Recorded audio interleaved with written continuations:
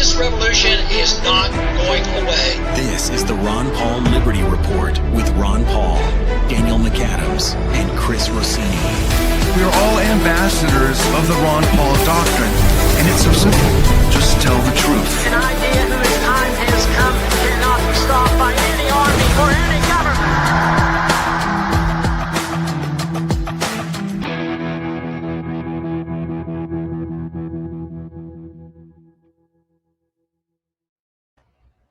Hello, everybody, and thank you for tuning in to the Liberty Report. With us today, we have Chris Rossini, our co-host. Chris, good to see you today. It's great to be with you, Dr. Paul. Very good. And we will be talking about an important issue.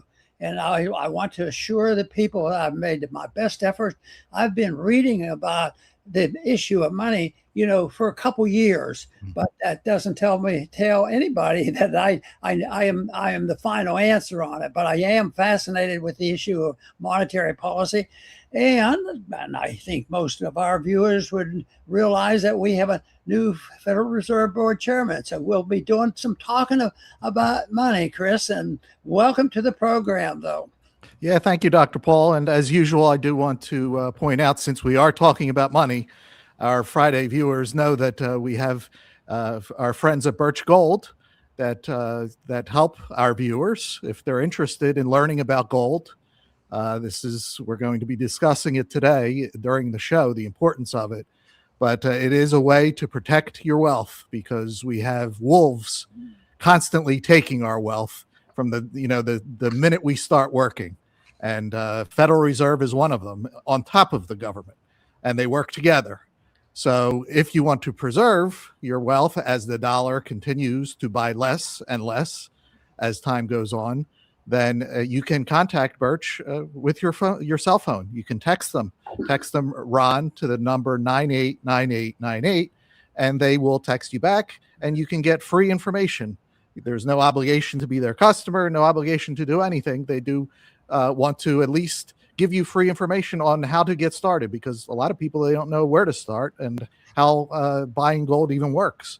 So again, if you're interested, our friends at Birch Gold are there to help. Text them Ron to the number 989898. Dr. Paul? Very good. I've been looking around, as we do every day. We have a program to try to come up with a catching title.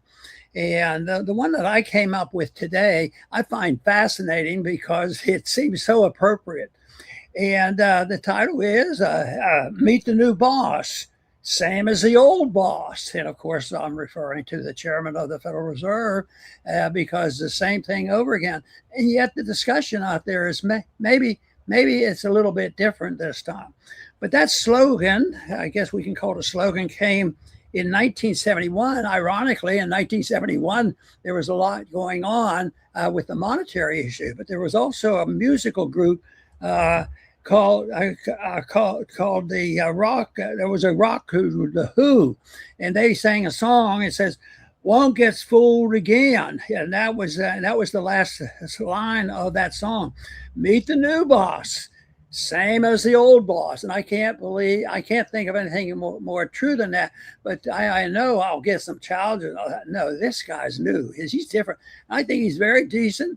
And somebody said that he has had an introduction to Austrian economics, and there's no reason to suggest anything personal. And there's and it's pretty early to really judge. But I really do believe that there's going to be no magic, because a lot of people ask me, Ron, you've been talking about this and studying this issue. Why don't we make you the Federal Board chairman? Yeah, and the most immediate important thing I'd do is, resign from the office and see what we could do to get rid of the Federal Reserve, because so much of what the Federal Reserve does is based on illusion that a group of men and women get together and say, what's the most important price in the world? The whole world in economics, and that is the price of money, interest rates. Boy, we better get the best people around to figure out what the best price is. And then we ought to fix what the best interest rates is.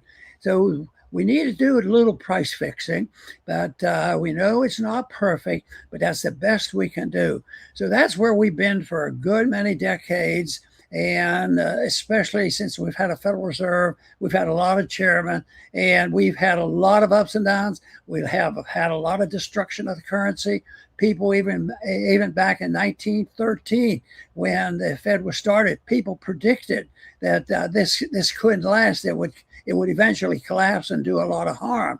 And this is something that has been going on, and people are starting to recognize. But there's a lot of misunderstanding about this. So I truly believe, Chris, that what we're witnessing now, the changes. I looked hard for whiffs of optimism, and there's a few, but even these comments of optimism coming from the Fed, I immediately think, yeah, that sounds nice, but it's the system that we have to deal with. It's not finding that unique manager. And of course, a few libertarians and Austrians were excited about Greenspan being the Federal Reserve Board chairman. But guess what? He meet the new boss, same as the old boss.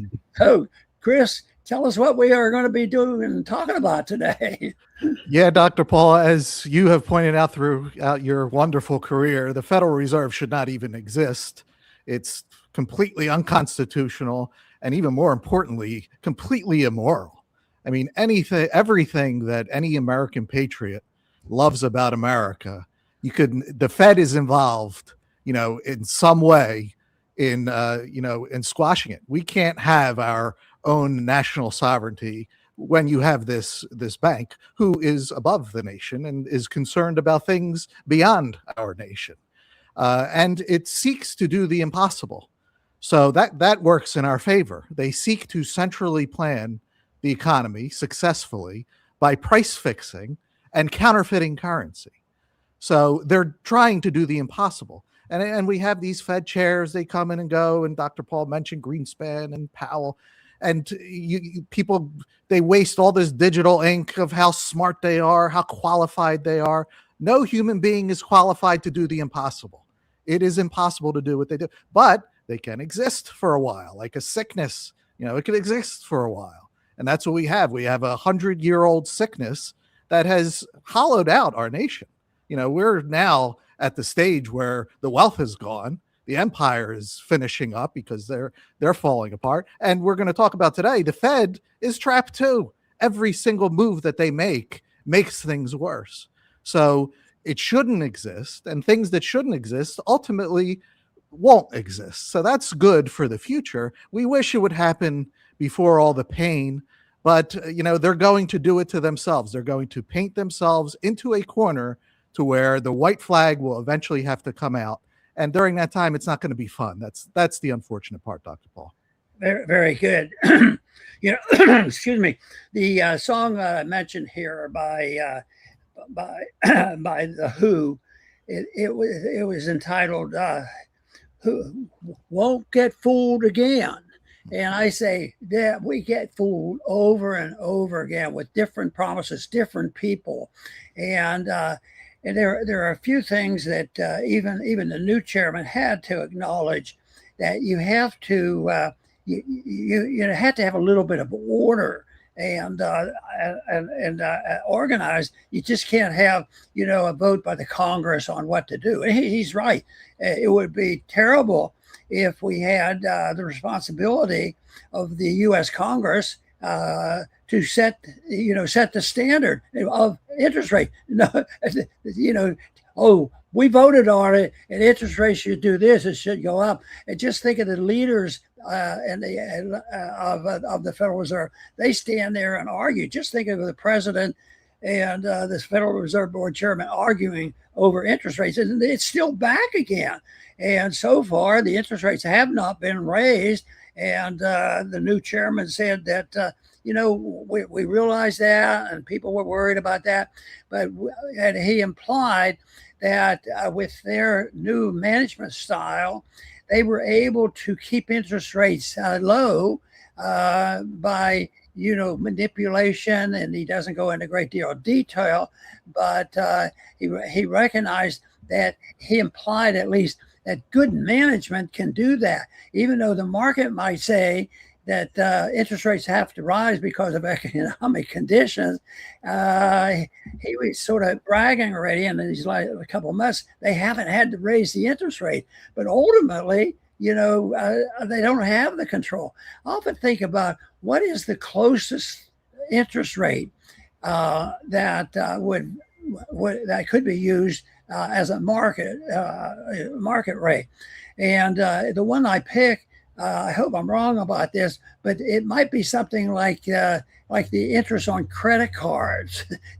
Just think of that, and that is a market interest rate, but it's way out of it. So how do they keep the interest rates down? It is printing more money, and that's what that's what Warsh was implying, that he didn't have to do that to rely to pumping more money into the system to keep the interest rates from rising.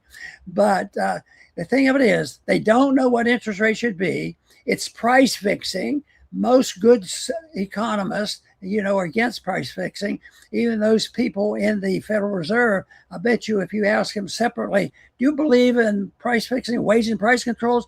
Oh, no. This is different. This is the money issue. And we have to make sure, because everybody depends on low interest rate.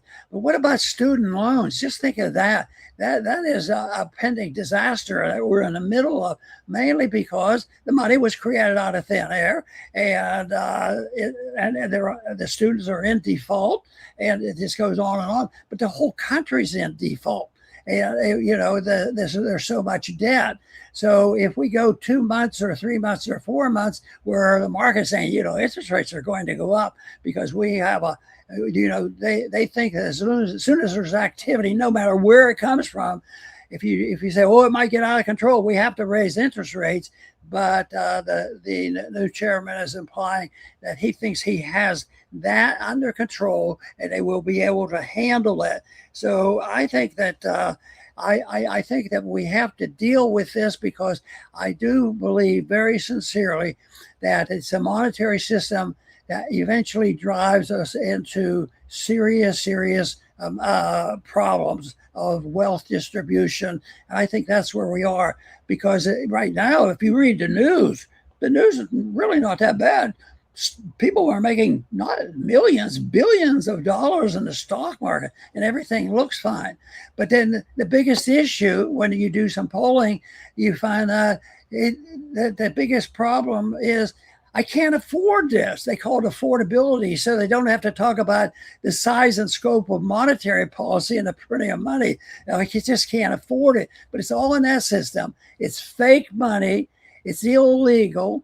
And if we put it into the category, well, what would natural law say? Well, they'd say this is counterfeiting, it's cheating, it's stealing. And we shouldn't allow it. But no, it's been around a while, and it looks like it'll be around for a while. But I don't think it's a wild, speculation to say it can't last. Be prepared. Chris? Absolutely, Dr. Paul. And you mentioned a word that I want to now talk about, because ideas came to my head when you mentioned it, and that was control. And that's how these people in power, Trump, Warsh at the Fed, they believe that they can control the uncontrollable. They will not control the market. The Federal Reserve will not control the market. They can manipulate, yes. They can mess things up, yes, that's what they do. Same thing with Donald Trump. He cannot control the Middle East. He cannot control Iran and the world and China and everybody else. They think the whole world is theirs. That's how far you can detach yourself from reality. That's why stay away from power. Unless you have the constitution of a Ron Paul, power is not for you, because you can go off into never land thinking that you can control these things that you absolutely cannot control. And the Federal Reserve chairman is trapped. No matter what he does, he's going to create economic pain. Whether he raises rates, keeps them, or lowers them, he's keeping them, and we're going to get more inflation. But what they do is they talk. They think that with their words that they can control reality. Warsh talks tough about him. He's going to get inflation down to 2%. And Trump talks about, he thinks if he says that we won 50 times, that means we won.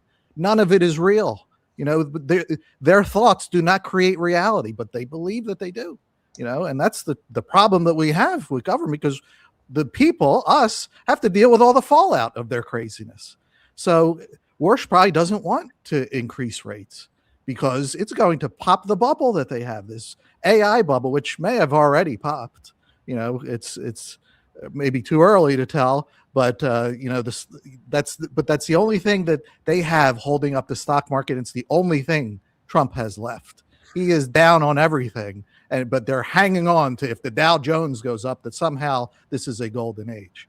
So that's a key point, Dr. Paul, that you make about control. They don't have it, and they're going to keep losing it as time goes on. They don't do it anymore. Put a lot of emphasis on the money supply. But back in the 70s and all, that was a big deal. Everybody watched every single day what the Fed was doing and increasing the money supply and what that meant. So the money supply thing is, and even Warsh has mentioned that he's not going to deal with that. He has other tools to do it. And that meant he didn't have to manipulate the interest rates, which would be very, very negative. But the money supply is still a big issue because, I think it was Friedman or somebody that said that in every way, the price inflation is a money issue. And that's why we should really correct people when they say, my groceries cost too much. My medical care bills are too high. And there's various reasons for why some of that is going on. But the whole thing is, it isn't just the prices out of thin air going up. It's the fact that the dollar is going down. But sometimes there's a lot of confusion on prices going up because if there's a hurricane, I think of hurricanes because we live in a hurricane belt, that when you have a hurricane, and trucks can't get in, and gasoline can't get in, there might be sudden rises in food and everything that has to come in by a truck. They say, look at what this storm did to inflation. No, that's misleading. That's misleading because that's just the market saying prices ought to go up so that it will invite more people in to solve those problems because the market can solve the problems much better than the people who manipulate interest rates. Instead, when they have these emergencies, what they do, they come in and they put more controls on it. So it has led, to a few years ago when they adopted this idea, well, what can the market tolerate if we could just do something? I know. Let's just devalue the currencies more slowly. Let's do it at 2%. We can tolerate 2% and it'll be okay. It's interesting. I had trouble understanding what Mises was saying, but he argued that if there's a 1% distortion, artificial distortion of the money supply, there has to be a correction because it introduces a confused signal to the marketplace. But anyway, the 2%, are we going to believe every report the government gives us? I mean, I think most people have become skeptical, but I want them to become skeptical because they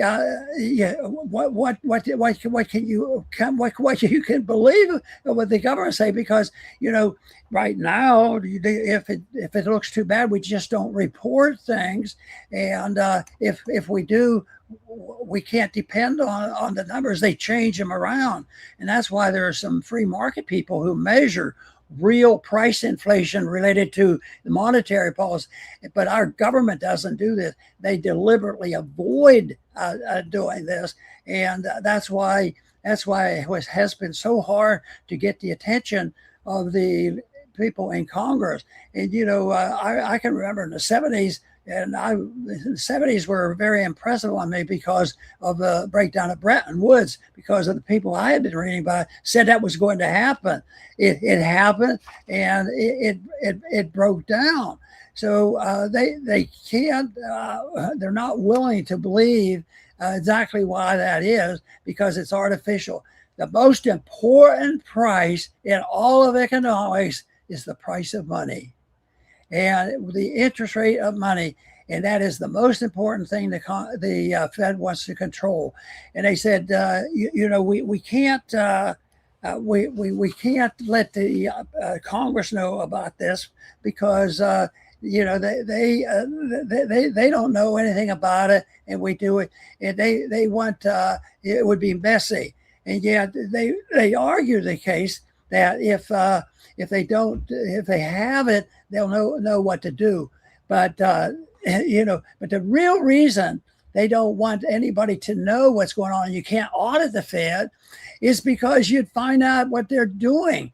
The argument is why do they want this? They want it for not somebody messing thing up, but they really want secrecy. This is a big deal. How many trillions, hundreds of trillions of dollars now, even existing today, money supply is going up into the trillions of dollars. So the more they keep that secret, I have a sneaking suspicion that even trying to gauge how much credit and money supply figures, and when you look at the expansion and the private debt goes on, I don't think anybody has any idea about it.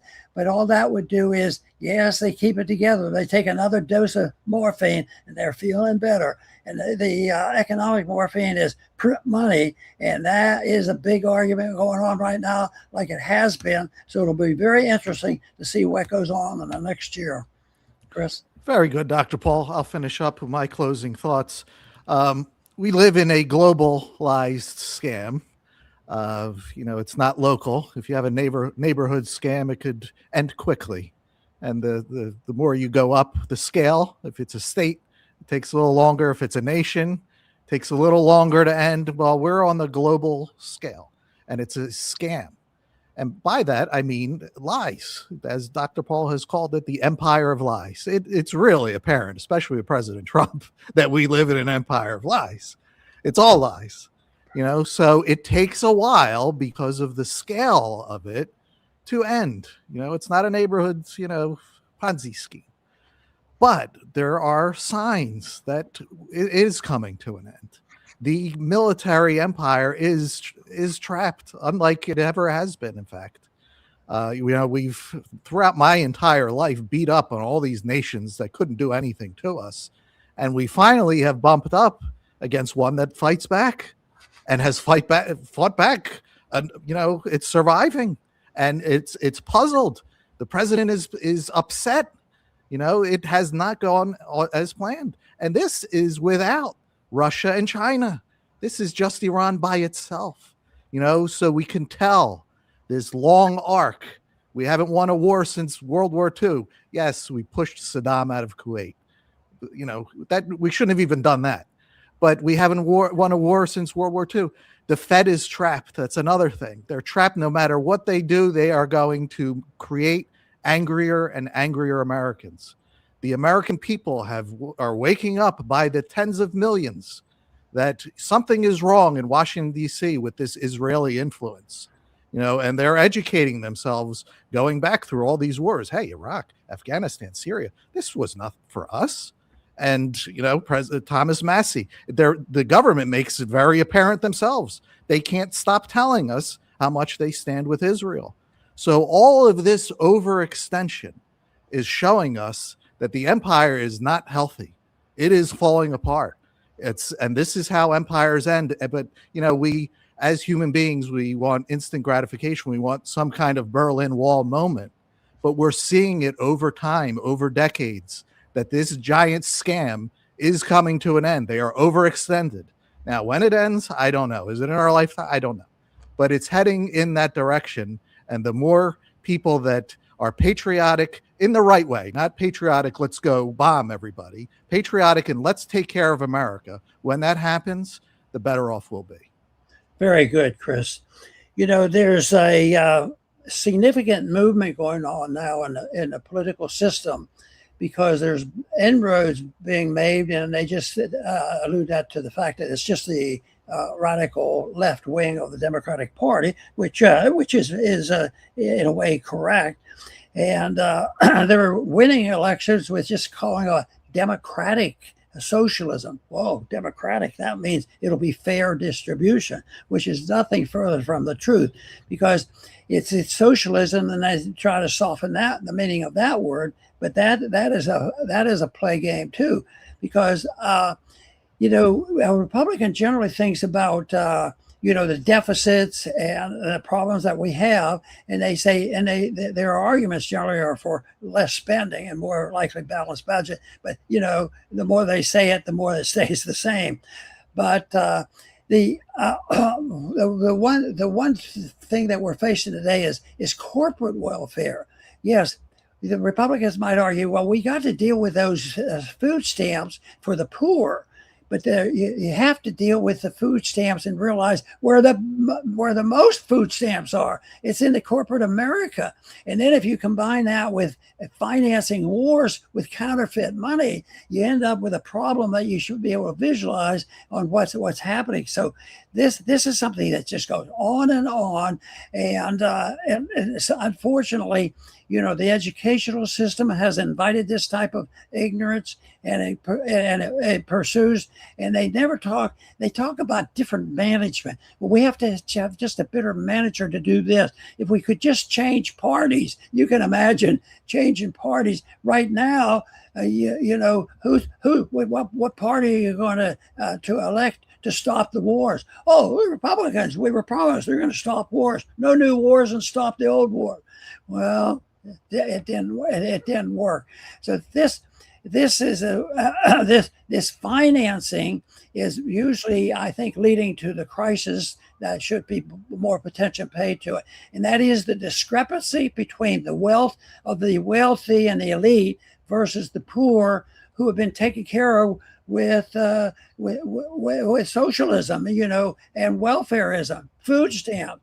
But it didn't work. It never works. It just pacifies a few people. I have to have that check. I have to have that check. And they do. But they have to realize it's because the people that both parties endorse are the people who promise, free stuff. They just change who are going to be be receiving the free stuff. And where are you going to get it? Well, it's back to the inflation. That's why this is such an important issue.